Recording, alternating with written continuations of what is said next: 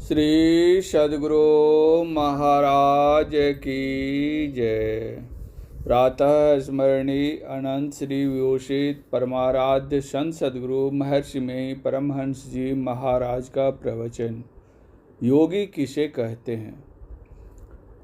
बंदो गुरु पद कंज कृपा सिंधु नर रूप हरि महामोह तम पुंज जासु वचन रवि करनिक।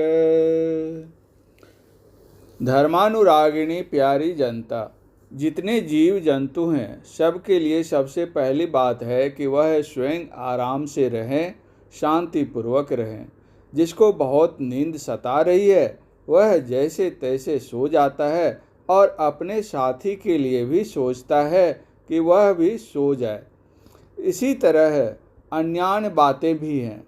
अपने भी नींद से व्याकुल हैं और दूसरा भी नींद से व्याकुल है तो स्वभाव ऐसा नहीं होने देगा कि अपने जग कर रहे और दूसरे को सोने दें। अपने भी सोएगा और दूसरे के भी सोने की व्यवस्था करेगा। जो अपने सुख में रहता है और दूसरे के लिए सुख का प्रबंध नहीं करता वह पशुवत है। साधारणतया लोग अपने परिवार को संतुष्ट करना चाहते हैं, लेकिन कोई भी पूर्ण रूपेण संतुष्ट नहीं होते। काकभुसुंडी जी की कथा रामचरितमानस में आप पढ़ते हैं। उसमें उन्होंने कहा है कि देखऊँ सब करी करम गोसाई, सुखी न भयऊँ अब ही की नाई। इस बार वे क्यों सुखी हुए? अनेक जन्मों से वे ईश्वर भजन में मन लगाते आते थे और इस जन्म में आकर उनका भजन पूरा हो गया। सांसारिक कुछ चाहना नहीं रही। अपने भजन पूरा कर लिए और तब लोगों में उसका प्रचार करने लगे। चुपचाप बैठे नहीं रहते थे। वे जप करते थे, सत्संग करते थे, मानस पूजा करते थे और ध्यान करते थे। उनके सत्संग में बहुत लोग आते थे और उनसे वे ज्ञान ध्यान की बातें कहते थे। उपासना के समय वे 3 बातें अवश्य क्या करते थे: जप, मानस पूजा और ध्यान। आज भी वही बात है। यह नहीं कि उनके यहाँ कोई जाते थे तो वे उनके साथ सहानुभूति नहीं रखते थे। मैंने देखा कि 2 मैने चिड़ियाँ आपस में लड़ रही थी। एक कचबचिया उधर से आई और दोनों के सिर में चोंच मारकर लड़ाई छुड़ा दी। जब चिड़िया में ऐसी बात है तब मनुष्य को कैसा होना चाहिए? यह ईश्वर की तरफ से प्रेरण है कि एक दूसरे को सुख पहुँचावे। पहले अपने सुखी तब दूसरे को सुख पहुँचाते हैं। संसार की चीज़ों में सुख नहीं है, अनासक्त होने में सुख है। आप देखते हैं कि जागृत एवं स्वप्न के बीच में एक अवस्था होती है, तंद्रा। उस समय हाथ पैर की शक्ति भीतर की ओर खींचती हुई मालूम होती है, लेकिन उस समय एक विचित्र चैन सा मालूम होता है। उस समय कोई खट-खुट करके उस अवस्था को छोड़ा दे तो बहुत कष्ट होता है। उससे भी जब वह बाहरी चीज़ों को भूलकर गहरी नींद में जाता है तो वह जागृत के सब दुखों को भूल जाता है, चाहे वह जागृत में कितना ही दुखी क्यों न हो। कहाँ भाई, कहाँ बेटा और कहाँ स्त्री रोती है कुछ पता नहीं, किंतु जग जाए तो वह फिर उसी तरह दुखी होता है जैसे पहले था। इस अवस्था से और भी आगे बढ़ना है, जहाँ जाकर घट घट में जो सर्वव्यापी परमात्मा है उसको देख लेना हो सके।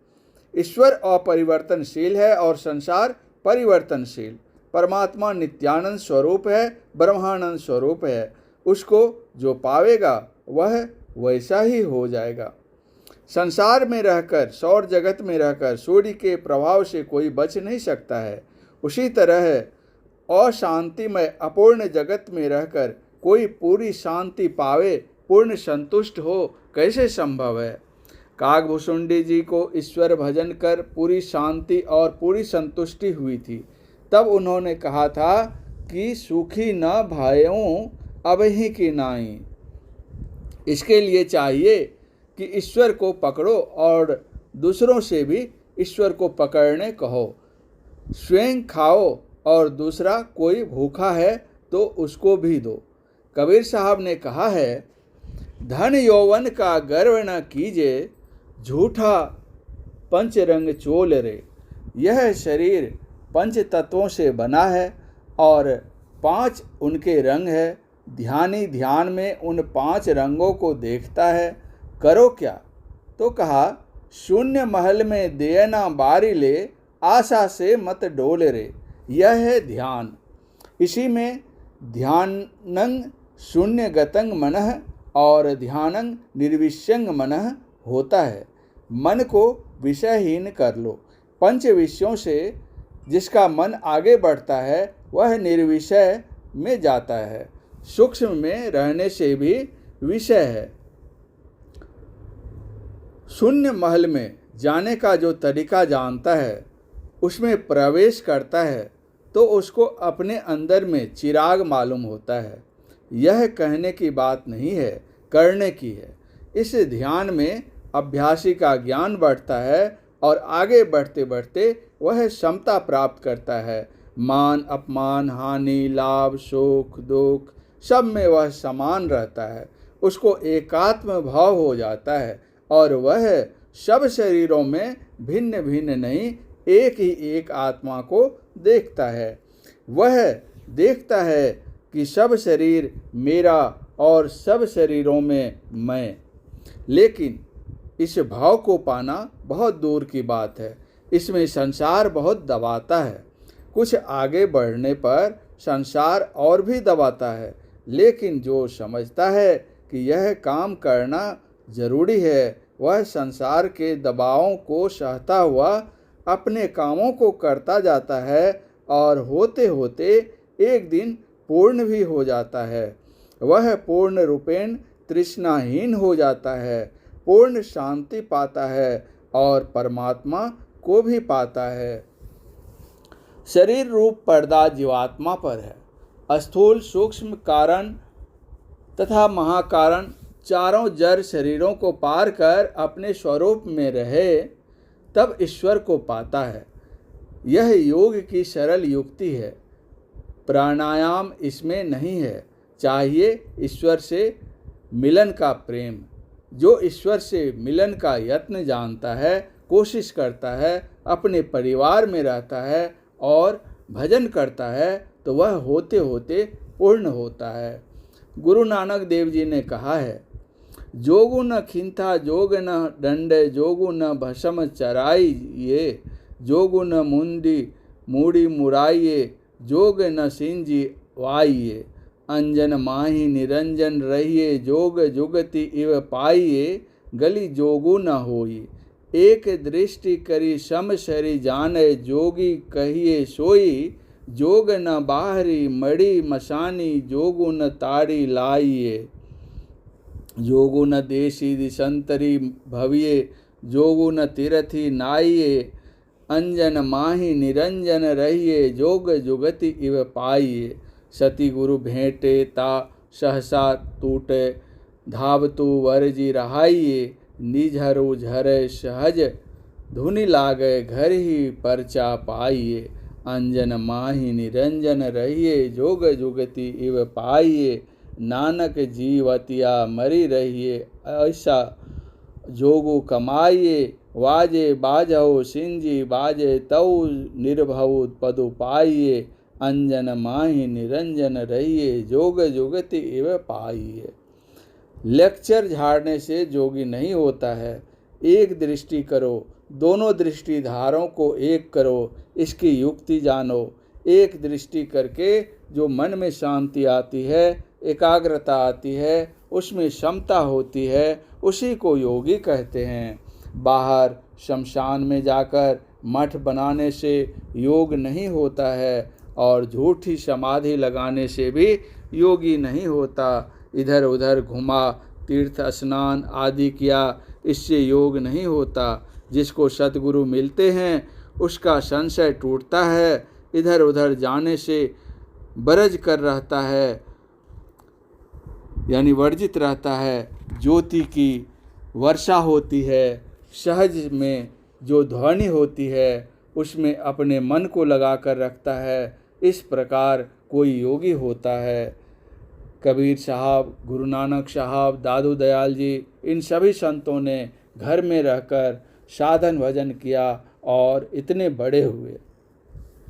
जैसे मृतक शरीर में इंद्रियां निश्चेष्ट रहती हैं, वैसे ही ऐसा साधन करो कि इंद्रियां विषयों की ओर नहीं दौड़े। यह जीवन मृतक होना है।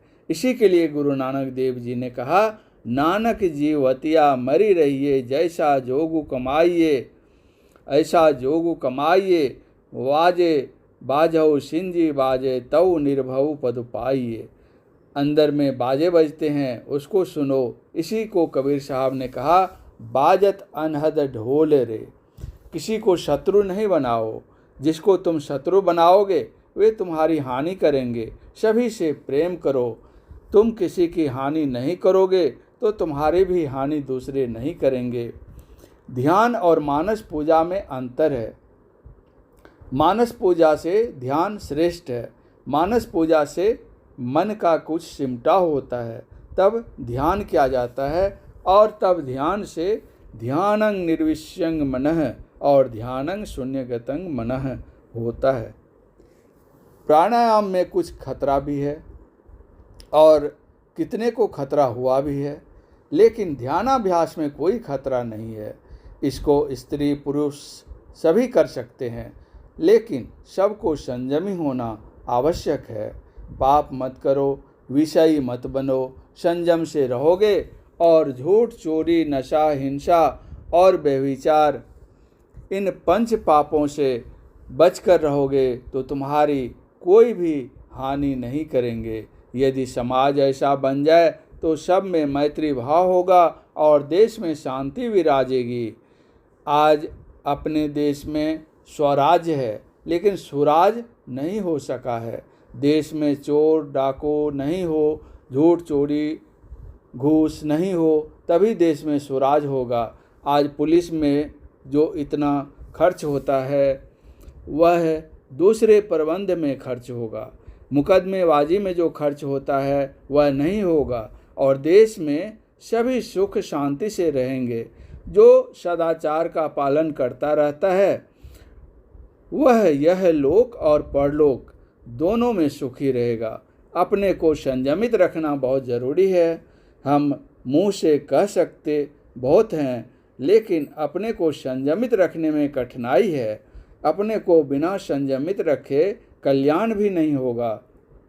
आज एक राष्ट्र दूसरे राष्ट्र को क्यों दबाना चाहता है? बिनु संतोष न काम न साही, काम अछत सुख सपने हो नाही। राम भजन बिनु मिटहि की कामा, थल विहीन तरु कबहु की जामा। रामचरितमानस। केवल वचन बनाने से शांति नहीं आएगी, ईश्वर भजन करने से ही सुखी हो सकोगे।